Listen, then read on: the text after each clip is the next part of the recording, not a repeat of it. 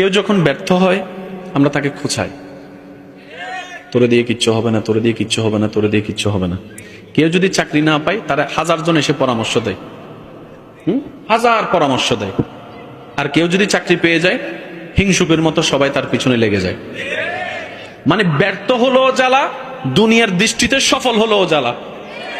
বিয়ে যদি কেউ না করে তারা সারাদিন সবাই খোঁচাবে, বুড়ো জর্গুই বয়স বহুত গিয়ে বিয়ে হতে করিবি। এবার যখন আপনি বিয়ে করার পরে বউ নিয়ে ঘুরতে যাবেন, মারে ফালাইয়া বউ নিয়ে ঘুরতেছে, দেখ।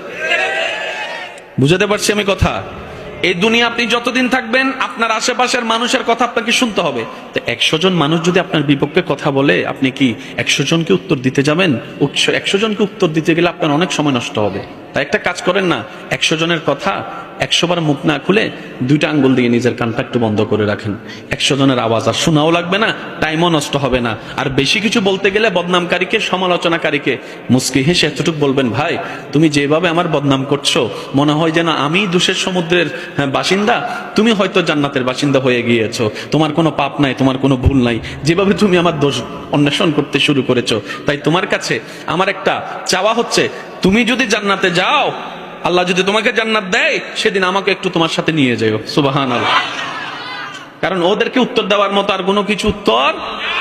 আজকে আপনি 2 রুমের যে ঘরে থাকতেছেন, ছেলে মেয়ে হয়ে গেলে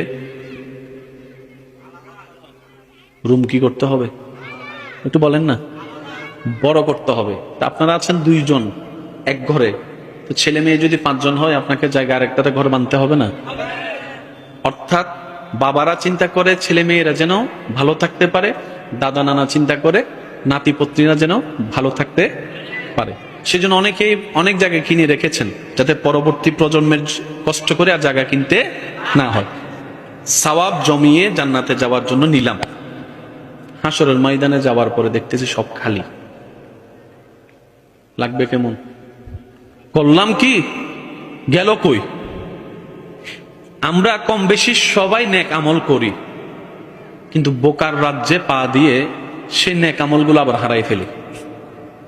করি যে, জমাই যে, সেটা দেখি, হারাই যেটা আবার মনে থাকে না, দেখি না। একটা ছোট্ট উদাহরণ দেওয়ার চেষ্টা করব। জান্নাতে যেতে গেলে মানুষের উপকার করার দরকার আছে না নাই? এবার আমি জান্নাতে যাওয়ার জন্য একজনের উপকার করলাম, এই উপকার বাবদ আল্লাহ খুশি হয়ে আমাদেরকে কিছু সওয়াব দিয়েছেন। 10টা সওয়াব। কয়টা সওয়াব?